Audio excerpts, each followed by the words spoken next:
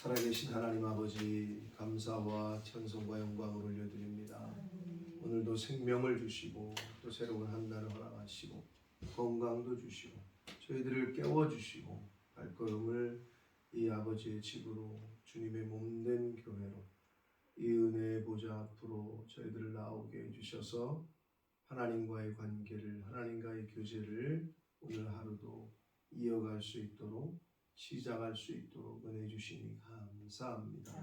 솔로몬과 술람미 여인의 그 사랑의 고백이 하나님 아버지와 저희들의 고백, 신랑 되신 예수 그리스도와 성도인 교회인 저희들의 고백이 될 수 있도록 이 말씀을 통하여 깨닫게 하시고 이 말씀을 통하여 결심하고 결단하며 돌아보며 회개하며 할 수 있는 시간 되도록 성령 하나님 이 시간에도 한 심령 한 심령 또 저희들 모두에게 임마누엘로 임재해 주옵소서. 예수 그리스도 이름으로 축복하며 기도 올리옵나이다. 아멘. 자, 아가서가 솔로몬 왕과 평민 출신인 한 여인의 술람미 여인의 그 사랑의 노래, 대화 뭐 이런 거라고 말씀을 드렸어요. 술람미는 여러 가지 해석들이 있고 뜻이 있는데 기본적으로는 평화라는 뜻인데 이 술람미는 70인역 구약성경을 헬라어로 번역했던 70명에 의해서 번역을 할 때 수넴이라고도 번역을 해요. 그러니까 에어리아 지역 이름이거든요. 수넴 여인 할 때.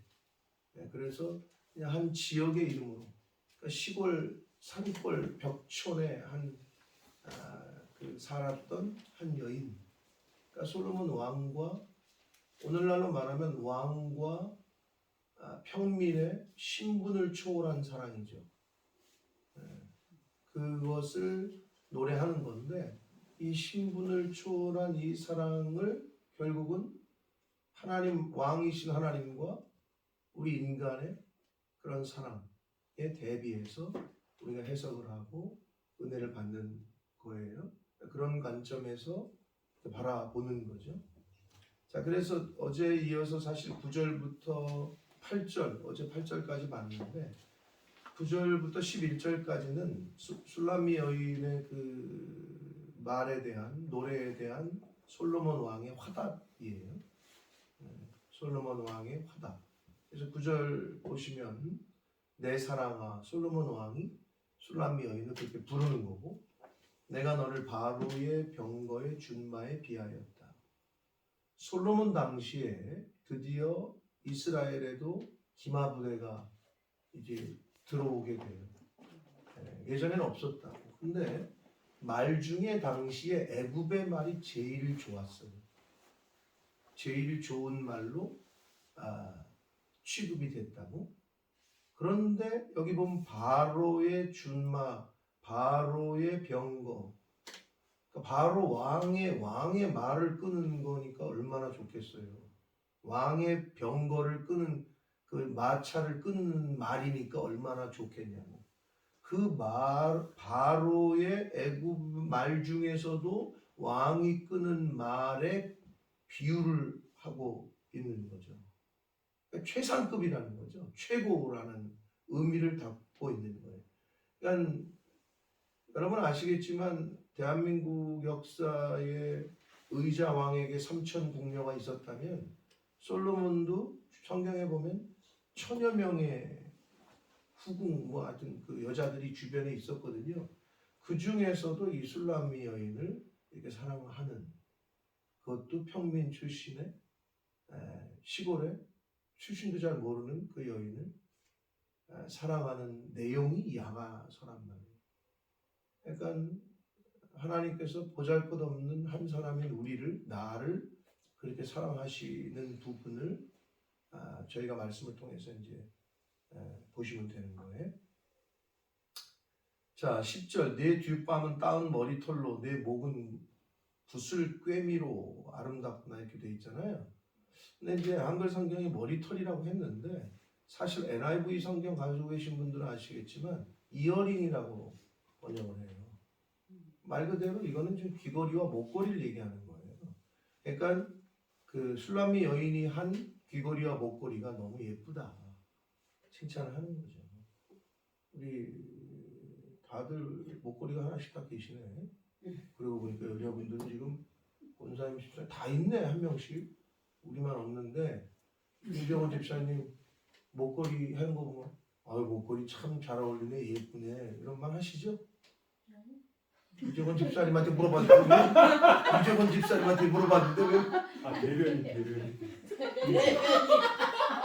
김경희 집사님한테 안 하지. 왜 유재건 집사님이 집사님 보고 이쁜다 그래? 저는 저한테 물어. 아 그랬어? 아, 내가 이상했나? 발음이? 유재건 집사님 하세요? 예. 뭐 다른 걸 하면 귀걸이 다른 걸 하고 왔어 그러면 이쁘네 이렇게 얘기해줘야 되는 거죠. 솔로몬 왕처럼 야 너의 귀걸이와 너의 목걸이가 정말 예쁘다 이렇게 얘기하고 있는 거예요. 예, 그게 이제 10절이에요. 근데 이제 머리털이라고 하니까 사실은 좀 뉘앙스가 원문을 어떻게 해석하느냐의 그 어근을 어떻게 보느냐의 차이인데요. NIV는 영어 성경에서는 이어링이라고 번역을 했어요. 그러니까 우리가 볼 때도 머리 물론 이럴 수 있죠. 너 오늘 헤어스타일 머리 참 잘 어울리네 뭐 이렇게 얘기할 수도 있고 아무튼 지금 그 여인의 외적인 것들을 칭찬하고 있는 거다. 11절 봅니다. 우리가 너를 위하여 금사슬의 은을바가 만들 것이다. 여기서 또 참 1인칭 복수 형태를 쓰니까 좀 헷갈리긴 하는데요. 그 왕 입장에서는 왕의 신하들 뭐 주변에 있는 사람들 해서 금사슬의 은을바가 만들 것이다. 오늘날로 말하면 뭐 다이아몬드를 박았다. 아무튼 최고로 좋은 것으로 너의 몸을 치장하는 것을 어떤 금사슬의 은을 박아. 사슬이라고 그러니까 뭐 목걸이일 가능성이 큰데 아니면 뭐 몸을 치장하는 뭐일 수도 있고 아무튼 그런 것들을 장신구를 최상의 좋은 것으로 금은이 뭐 제일 좋은 거니까 당시에 가장 귀한 것으로 선물하겠다. 이렇게 그 솔로몬이 이야기를 합니다. 12절부터 14절은 다시 술람미 여인의 노래인데요. 여기서부터는 그 오늘 본문까지 해서는 2장 3절까지 해서는 교창을 해. 한 번은 술람미 여인이, 한 번은 거기에 대한 화답으로 솔로몬이, 다시 또 술람미 여인이, 거기에 대한 화답으로 다시 솔로몬이 한 절 한 절씩 말하는 화자가 바뀌고 있다는 걸 보시면 되겠고 12, 13, 14는 술람미 여인의 노래입니다. 왕이 침상에 앉았을 때 나의 나도 기름이 향기를 뿜어냈다. 나의 나도 이렇게 읽으시면 안 되고요. 나의 나도 기름이에요. 근데 이제 번역을 한글 성경은 나도라 그랬는데 우리 순전한 나드 할 때 그 나드 향입니다. 나드 기름을 말하고요. 이거는 당시에 왕이나 신부를 위해서만 특별하게 아주 고급스러운 향수다 이렇게 생각하시면 돼요. 그 마리아가 예수님의 그 머리에 부었던 그 향의 옥합의 그 가치는 노동자의 1년 연봉에 해당하는 금액이었다. 그 정도로 귀하고 비싼 거였었어요. 그 향수를 말하는 거예요. 그 향수를 이제 그 술람미 여인이 이제 뿌리고 왕이 침상에 앉았을 때, 그러니까 왕이 먹는 그 방에서 왕이 침상이니까 왕의 뭐 그 잠자리일 수도 있는데 하여튼 왕의 방에 들어갈 때 자기가 향수를 단장을 하고 이제 들어갔다는 걸 얘기하는 거고 나의 사랑하는 자는 내 품 가운데 모략 향주머니 같다라고 얘기해요.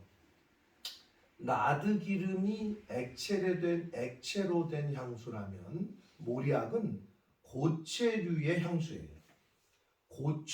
고체류인데 향기를 내뿜는. 그래서요 이렇게 당시에 그 돈이 있는 사람들은 목걸이 같이좀 해가지고 여기다가 이렇게 요만한 혹 같은 요만한 그 모략을 달고 다녔어. 향기를 내뿜는. 그게 이제 고체로 된 그 향기를 내뿜는 향기다, 향수다. 이제 수는 아니고 물숫자는 아니니까. 근데 모략은 고체로 된 향기를 내뿜는 그 방향성 물질이다. 이렇게 보시면 됩니다. 자, 이제 그렇게 한 거죠. 네, 자기가 그렇다는 거예요. 그 솔로몬 왕이 자신에게 있어서 그렇게 나에게 향기를 주는 모략과 같다는 거죠. 14절 나의 사랑하는 자는 내게 엔게디 포도원의 고멜 화송이다.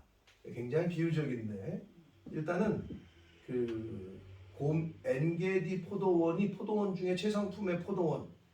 사과하면 어디예요? 김혜수 권사님? 청송. 여봐 나 그렇게 나올 줄 알았어. 사과하면 청송이래. 근데 한국 갔더니 청송 사과가 지금 많이 있더라고. 배하면 어디예요? 그렇죠. 그렇게 나오잖아요. 그것처럼 당시에 포도원 하면 엔게디 포도원이 최상인데 거기에 있는 고멜화라고 얘기를 해요. 이 고멜화는 한마디로 꽃이에요. 꽃인데 그 사막에서 피는 아름다운 꽃. 그러니까 환경이 전혀 여기 꽃이 필 것 같지 않은 곳인데 아름답게 피는 꽃 있잖아요. 그걸 말하는 거예요. 그래서 솔로몬 왕이 자기에게는 굳이 얘기하면 이런 거지. 그 사막 가운데 오아시스 같다. 이런 표현을 한 거예요. 지금 이 여인은. 솔로몬은 나에게 그런 존재다. 엔게디 포도원의 고멜화 꽃이다. 이렇게 표현을 한 거죠. 그리고 우리가 이제 그게 요즘에 우리들로서는 이게 좀 잘 와닿지 않으니까 엔게디 포도원이 뭐고 고멜 꽃이 뭔지도 모르니까. 그러나 쉽게 얘기하면 그거야. 이 사람은 나에게 있어서 사막의 오아시스 같은 존재다. 지금 얘기를 하는 거예요. 자, 그랬더니 15절은 솔로몬이 화답을 합니다. 내 사랑아, 너는 어여쁘고 어여쁘다. 내 눈이 비둘기 같구나. 유정원 집사님 밖에 남자가 없으니 결혼한 사람이 여기 나랑 이런 표현을 자꾸 해줘야 된다. 당신 눈이 오늘 너무 비둘기 같이 아주 그냥 그러네. 이런 표현을 자꾸 해주시면 하나가 되는데 도움이 됩니다. 물론 뭔 소리요? 왜 이래요? 오늘 또 뭐 잘못 먹었어? 이렇게 반응하시면 안 돼. 상대방은 또 그냥 고마워요. 뭐 이렇게 하셔야지. 왜 이래? 뭐 잘못 먹었어?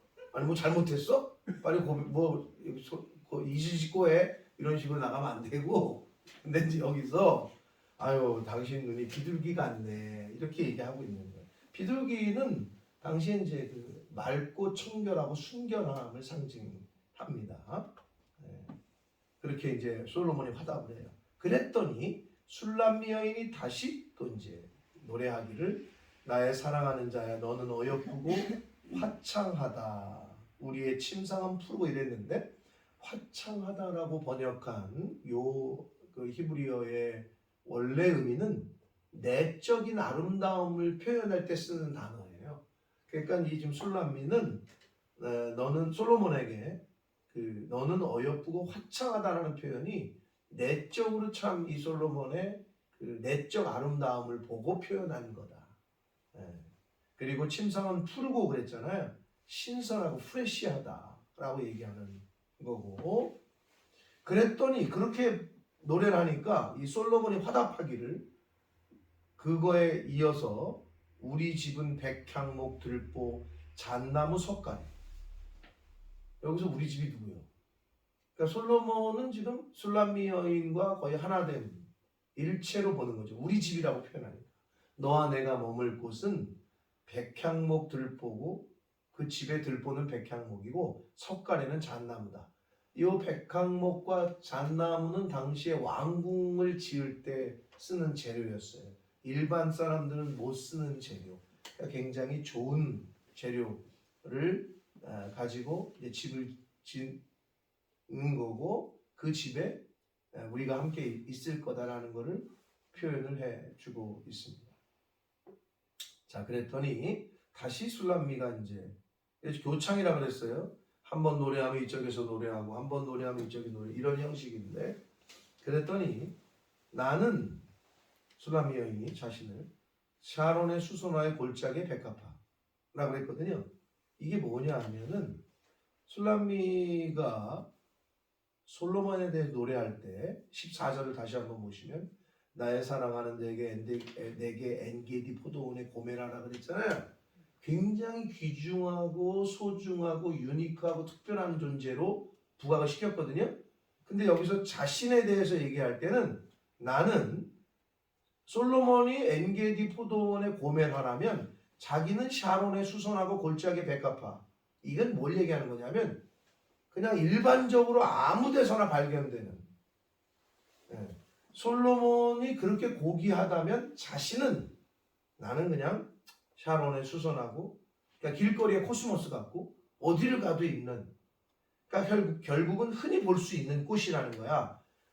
솔로몬은 고멜하고 자신은 흔히 볼 수 있는 꽃이라는 거야. 그러니까 슐라미 여인은 자신은 낮추고 솔로몬은 높이는 거를 이야기하고 있는 거예요.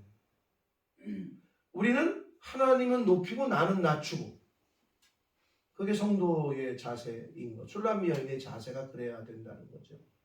신부는 신랑 대신 예수 그리스도를 높이고 자신은 낮추고. 근데 이제 서로 부부관계일 때에는 서로 높여주고 존중하고, 남편에게 주신 말씀을 기억해야 되고, 아내는, 아내 된 자는 아내에게 주신 말씀을 기억하셔야 돼요. 알고 계시죠? 각자 자기에게 주신 말씀. 그리고 이제 더 이상 자녀의 타이틀을 잊어버리신 분들은 자녀가 부모님이 다 이제 돌아가셨으면 자녀가 아닌 거죠. 부모로서의 타이틀만 있을 텐데, 그게 우리에게 주신 타이틀이 없어질 때가 오죠. 그때까지는 내가 부모다. 그럼 부모에게 주셨던 말씀을 잘 이루시려고 노력하고, 남편은 남편에게 주신 말씀을, 아내는 아내에게 주신 말씀을, 자녀는 자녀에게 주신 말씀을 이루시려고 노력을 하셔야 됩니다. 남편 섬기기를 어떻게 하래요? 남편 섬기기를 어떻게 하래요? 죽게 하듯 하라고 했어요. 근데 만약에 남편을 막 저기 한다, 그 사람은 신앙생활도 그렇게 하는 사람이에요. 그럼 100%예요. 아내를 막 저기 한다, 그러면 그 사람은 신앙생활을 그렇게 하는 거예요. 내 몸처럼 사랑하라 했거든, 아내를. 그러니까 그 말씀을 이루어가려고 부단히 노력하셔야 돼. 서로가. 그러면 그 가정은 뭐 하나 될 수밖에 없고 아름다울 수밖에 없고, 그 밑에서 자라나는 자녀들은 잘 될 수밖에 없고, 그게 성경의 약속이니까. 나에게 주신 말씀을 꼭 이루시려고 노력해야 되는데, 술람미는 자신을 한없이 낮추고 솔로몬은 높이고 있는 걸 17절에서 볼 수가, 2장 1절에서 볼 수가 있습니다. 2절입니다. 여자들 중에 내 사랑은, 이건 누구겠어요? 누가 하는 거예요? 다시 솔로몬이 화답을 하는 거예요. 여자들 중에 내 사랑은, 한마디로 많은 여자들 중에 당신은 가시나무 가운데 백합화 같다. 뭐 느낌적으로는 와닿으시죠? 어떤 뉘앙스인지는. 가시나무 가운데, 가시나무의 백합화, 가시가 막 이렇게 있는데, 다른 여자들은 자기가 볼 때는 가시나무 같다는 거지.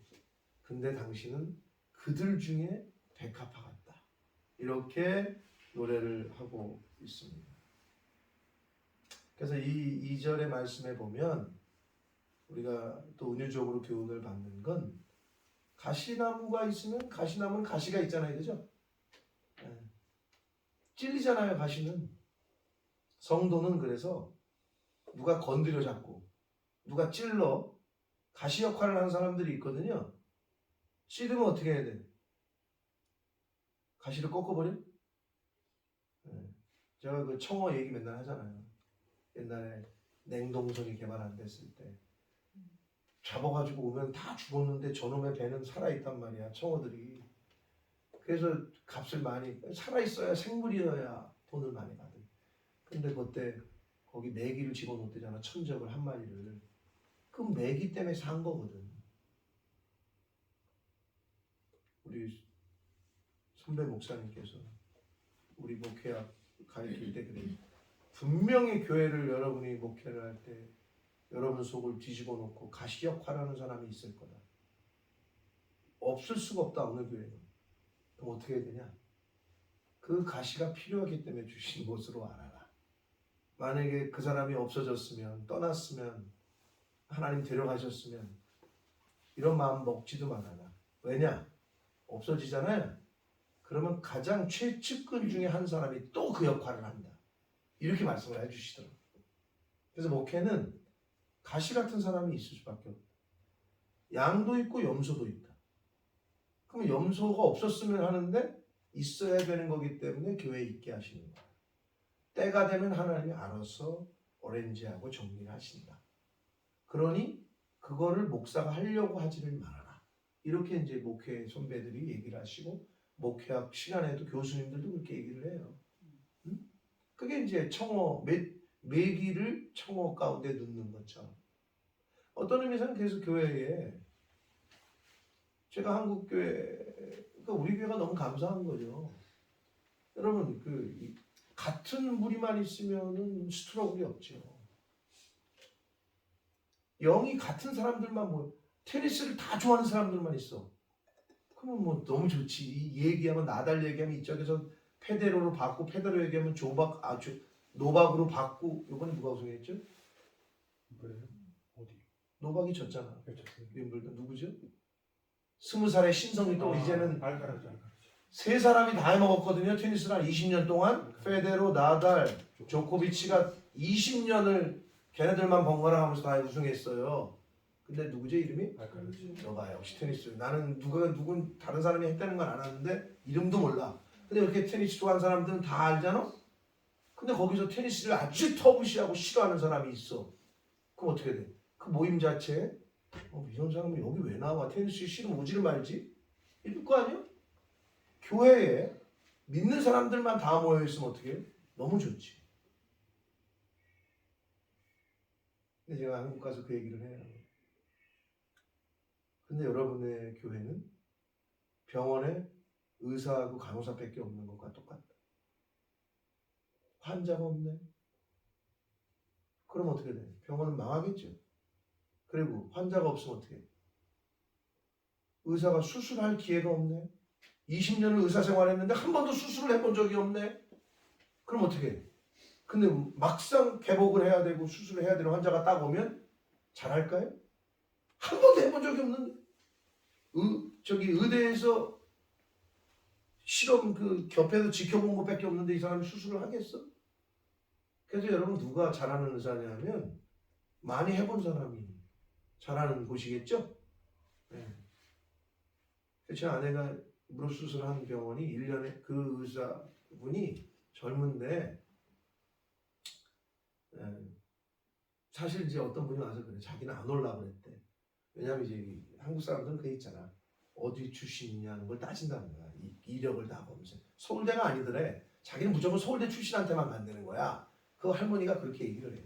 근데 자식들이 가라고 와봤더니 이제 자기가 알 수 있는 게 뭐냐. 1년에 이분이 무릎 수술만 수백 번을 한다는 거야. 줄을 섰어 수술이.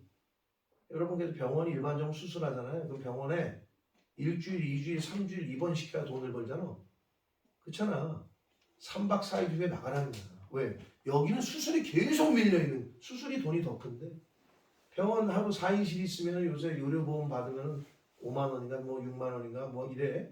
4인실은 1인실이 15만 원인가 그런데 하루에. 근데 수술 한 번 하면 2시간 하고 500만 원인데 이게 계속 있는 거야. 근데 예를 들어 서울대 출신이야. 근데 1년에 한 번 수술해. 이런 사람이 잘하겠어요? 이 사람이 잘하겠어요? 그건 당연한 거예요. 한 번도 해본 적이 없어. 교회가 안 믿는 사람이 한 명도 없네. 여러분 믿지 않는 사람이 하나 들어오잖아요. 분위기 막 엉뚱한 질문 해야 되고 막 이러잖아요. 그럼 분위기가 이상해지는데 근데 그게 교회인 거예요. 사실은. 그렇다고 그럼 안 믿는 사람이 안 왔으면 좋겠어?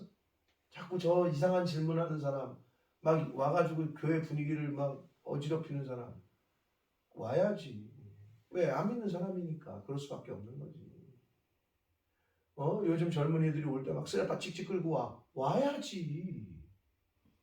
어린 애가 예배 시간에 막 강대상 막 뛰어다녀. 그럼 그거 막 뭐라 그럴 거야? 어린애니까 당연하지. 믿지 않는 사람들이 뭐를 하고 오건 피어싱을 하고 오건 배꼽티를 입고 오건 탱크탑을 입고 오건 와야지. 모르니까. 그래 그것들을 가르쳐야지. 그런데 뭐 왜 쓰레빠 신고 왔냐, 복장 막 지적하고 왜 모자를 쓰냐, 예배 시간에 지적하고 왜 찬양팀을 하는데 반바지 입고 올라가냐. 상관없다니까. 본질은 그게 아니라니까. 근데 그 비본질에 관심이 꽂히는 사람들이 있어. 그래가지고 얘기를 해. 그 다음부터 안 오는 거지. 교회는 그러면 안 된다는 거지. 아니, 교회가 잘 믿는 사람들끼리만 있으려면 무슨 교회냐 이거지.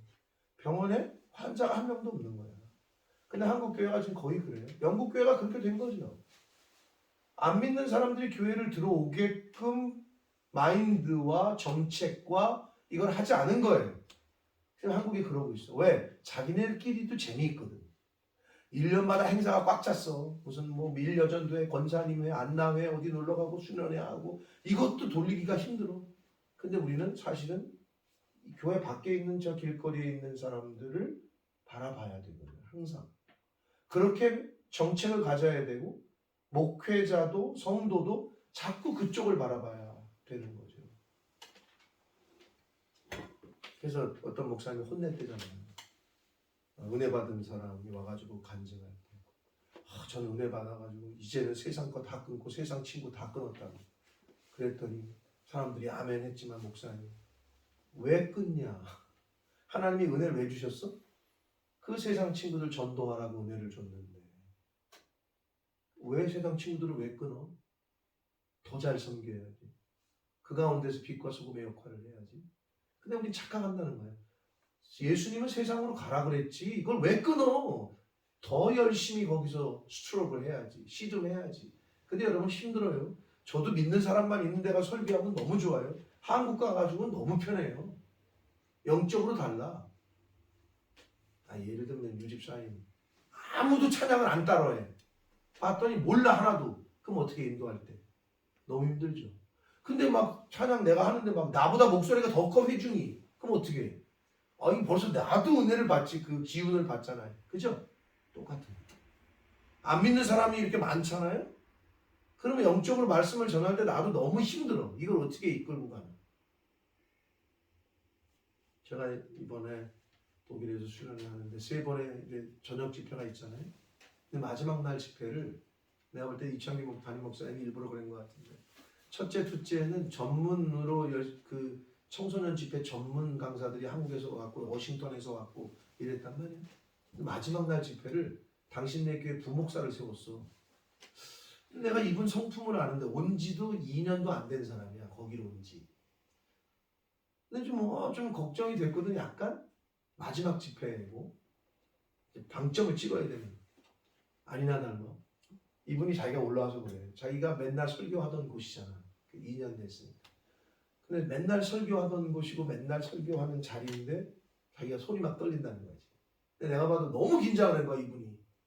근데 설교를 딱 시작했는데 목사는 이제 알잖아. 다른 사람들 다 알겠지. 따로 놀고 있는 거야. 강대상과 회중이 따로 놀아. 내가 마음이 막 그런 거야. 그러니까 이분도 이걸 어떻게 이끌고 가고 싶은데 안 되는 게 눈에 보이는 거야. 그래서 제가 저는 이제 뭐 가면은 옵저버니까 2층에 올라가서 이렇게 지켜보고 애들 은혜 받나 이러는데 마음이 너무 그 스피커에 목사님의 그 안타까움과 간절함과 당황하는 거지. 그걸 이끌고 가야 되는데 이게 너무 느껴지는 거야. 그래서 어떻게 했냐? 1층으로 내려갔어. 1층에 이제 원래 인솔장으로 들어가면 안 되는데 걔는 이제 목사니까 이제 얘기 아무도 안 하더라고. 이제 다 아는 사람들이 들어가서 이제 뒤에 딱 앉았어. 근데 막 기도 이제 설교가 막 이제 막 제 마음이 그래 막 중보하고 기도하다가 기도 시간이 시작이 됐어. 근데 내가 왜 목이 쉬었냐면 권사님 목이 어저께 그러시던데 목이 많이 가셨다. 얼마나 내가 역대급으로 기도를 크게 했냐면 이분의 어떤 그 영적인 스피릿에 내가 힘을 실어주고 싶은 거야. 그래서 그냥 위에서 이렇게 기도하고 뭐 영상 찍고 이래야 되는데 그날은 내려가서 내가 아마 저 목사님이 왜 그런지 제가 좀 크잖아 목소리가. 통성기도 하는데 제 목소리밖에 안 들리더라고. 그냥 뒤에서 두 팔 벌려가지고 그 목사님을 축복하면서 이 학생들을 축복하면서 얼마나 크게 기도를 했는지 몰라. 그런데 다 그래서 마지막 기도 시간에 이게 터진 거지. 아이들이 막 뒤집어지고. 그러니까 내가 그걸 보면서 하나님은 성령은 근데 그분이 순수해. 중심이 느껴져. 그런데 따로 놀고 있는 게 느껴지는데 얼마나 안타까운지. 아버지도 그러셨을 것 같아. 근데 마지막에 막 터졌지. 이걸 어떻게 설명하기가 그런데, 그래가지고 제가 느낀 건 역시 하나님은 사람의 기술과 실력을 보질 않으시는구나. 하나님은 순수함과 정직함과 열정, 이런 걸 보시는구나. 아주 첫 번째, 둘째 날, 첫째 날, 둘째 날 했던 분들하고는 완전히 분위기가 달랐거든. 그분들은 잘 하셨어. 잘 이끌고 갔고. 왜? 전문 집회를 많이 해본 사람들. 근데 이분은 내가 볼 때 본인도 그렇게 고백을 했고, 근데 너무 따로 노는 거야 처음에. 그래서 한 집사님, 이태리에서 오신 그 김태도 집사에 왔던 딸내미 보내고 나서 계속 지금 오고 있는데, 그 딸내미가 다른 애들도 막 데리고 와가지고 이태리에서 세 가정이 차를 타고 8시간 차를 타고 와가지고 자기들도 참여하고 했는데, 그 집사님은 10분인가 20분 듣다가 나갔대. 너무 조금 아니라고 판단을 한 거야 스스로. 근데 나중에 그래 본인이. 근데 목사님 내려가셔서 기도하시는데요 막 그랬다. 사실 나도 그런 느낌이었다. 너무 안타까운 거야. 나는 같은 목회자 입장에서 얼마나 저분이 힘들고 지금 난감할지가, 막 버벅거리기 시작하고 말이 꼬이기 시작하고. 그러니까 오죽하면 애들이 또 순수하지. 막 박수를 쳐. 막 해다 틀리잖아. 그러면 와 하면서 또 박수를 치고 막 약간 그런 분위기였거든. 근데 성령께서 역사하시더라고요. 가시가 있으면 어떡하냐? 성도는 누가 찌르잖아요? 건드리잖아요? 그럴수록 향기, 성도의 모습, 그리스도의 향기를 내뿜는 가시밭 속의 백합화 같다. 됩니다. 지금 오늘 이 말씀 속에서 너는, 내 사랑은 가시나무 가운데 백합화 같다. 여러분 주변에 가시가 많아요? 그러면 그거를 꺾어버리려고 하지 마시고요. 그 속에서도 향기를 내뿜는 가시나무 속에 있는 백합화 같으시기를 축복합니다. 그래서 이제 저도 그 사람 나가지 다른 사람이 그 역할 또 한다. 그 말에 내가 충격을 받아가지고 그렇구나.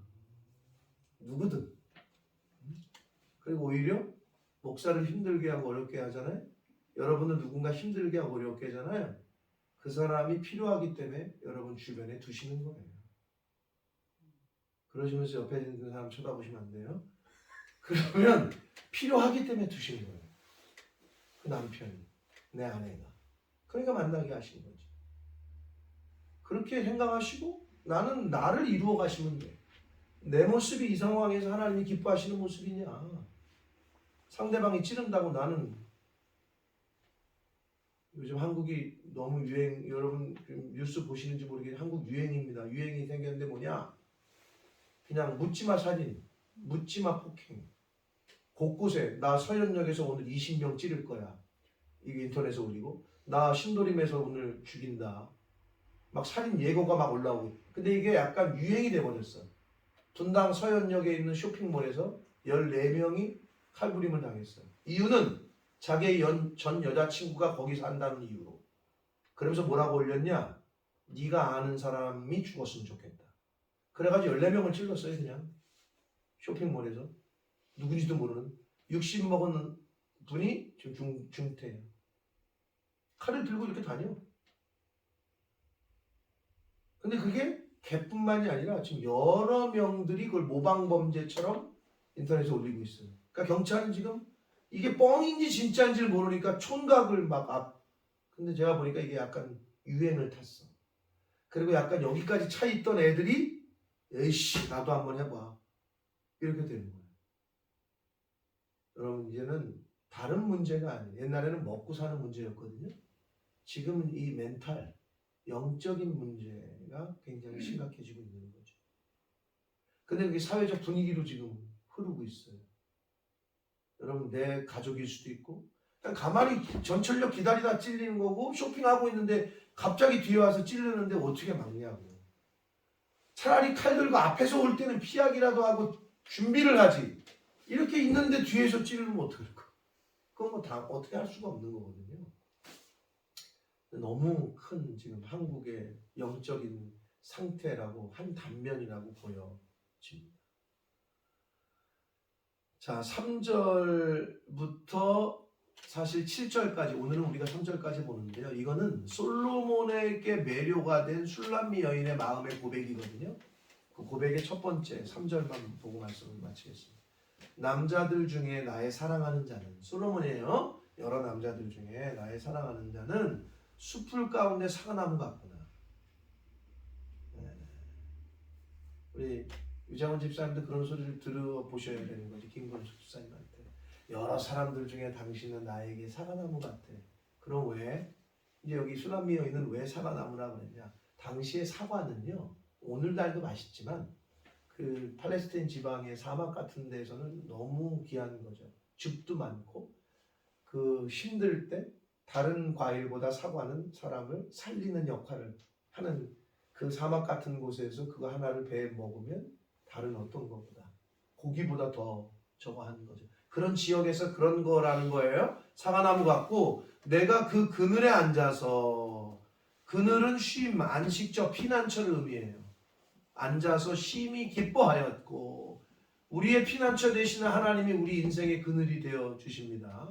우리 교회가 푸른 나무 교회인데 이 푸른 나무에 유학생들 중에 영적으로 고민하고 인생의 진로 가운데 힘들어하고 있는, 또는 어떻게 살아야 될지 모르는, 또는 인생을 포기할까? 여기서 드롭할까? 이제 끝낼까? 하는 사람들이 왔다가 쉼과 안식과 피난처의 역할을 하는 그런 교회가 됐으면 좋겠어서 푸른 나무 교회로 이름을 바꾼 건데, 그것처럼 그늘에 앉아서 심히 기뻐하였고 그 열매는 내 입에 달았다.